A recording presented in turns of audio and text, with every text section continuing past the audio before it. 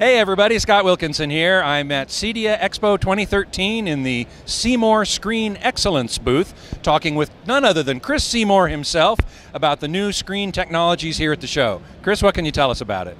Well, what we're showing this week, Scott, is at the show is what we call our Visionaire ambient screen. And this uses a new technology to reject ambient light. And what we've done is we've taken nano mirrors that are 4 times smaller than what you could see. And so in the case of in the graphic, we're showing a 16K resolution pixel.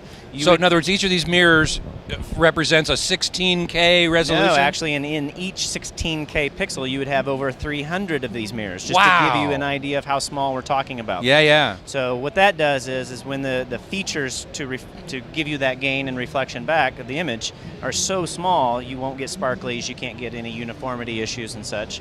This is the most light-efficient technology for rejecting ambient light available. And the nano mirrors are stacked in a stack, so they actually have depth to them. And in between, like a Venetian blind, and in between those mirrors are light particles, or light-absorbing particles. So like little black dots. Yeah. Nanodots. Nanodots, sure. And what that does then, of course, is it absorbs the side light reflection, as well as then the substrate itself. Now, are the orientation of these little tiny mirrors random, or are They are dithered about at the angle that we choose to have the viewing angle for the screen. So in this case, we've got about on each side for a plus or minus 40 degree field of vision with this. This is our 2.0 material, so this will be the first material that's released. So we're going to start at the high gain and then work our way down and see how black can we get it. Right. Of course, but the advantage of starting with the highest light efficiency is that makes then the screen maker's job much more easy. Well, true, because a high gain screen is going to focus the light back to the viewing area and less off to the sides to begin with. And that's true. And if we have a more light efficient technology, we don't have to be quite as aggressive with those reflectors as you would if you combined a very low efficiency screen, for example. Right. Well, that's fantastic, and we're seeing a demonstration here. Yep. This is just a matte white, just a common 1.0 matte white screen. And so you can see in these show conditions we've got about which is pretty difficult. It is very difficult. I remember previous years they had dimmed it down a little bit. But we're showing, we measured this morning a 5 times improvement in the contrast ratio with this, and it's just a consumer grade projector. It's nothing fancy. It's about a $2,000 projector. Right. So we're just showing that at the lower end of things that it's a watchable image, and we're even in show conditions, and we're able to achieve. Yeah, fantastic. So when will this be available? This will be available this fall, actually. So.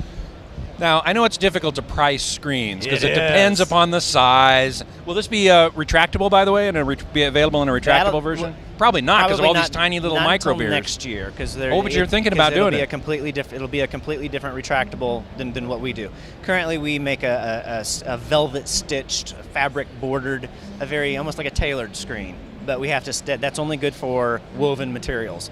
When we get into films like this, then we have to go with the more smooth rolling type techniques that we have to paint the borders, perhaps, or even in the darkest ones, maybe they don't need borders at all. So we'll have to get there when we get there. But that'll be a next year project. Yeah.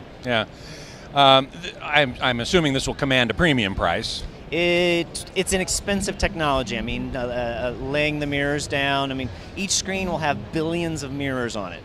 So it's an expensive technology, but we think we can be price competitive with everybody out there, and then we think we can show a performance advantage as well. Boy, I thought DLP was amazing with their tiny little micro mirrors. Ours don't move. Yeah, it's the moving part. Right, that's the magic, right? Right, exactly.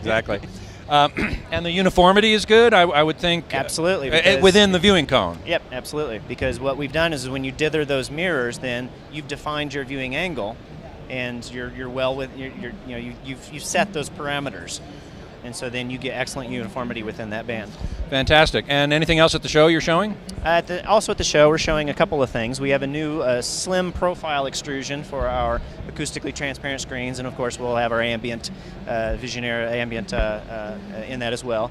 But it shrinks the bezel down for multi-purpose environments, so you get down to about that 1/2 inch wide viewing angle, which is a from a projectionist perspective, I'm not sure I understand, but from a aesthetics, from the designer's perspective, yeah, maybe it's I okay. understand. Yeah, it's all right, sleek and attractive. Yeah. So we have that, and then what we call in the J frame, which is another small extrusion. So we can have border sizes all the way from literally 0. We can do a frameless design, all the way up to our reference, which is a 3 3/4 inch wide, nice big, bold border for the Fantastic. for the projectionists out there. Yes, indeed.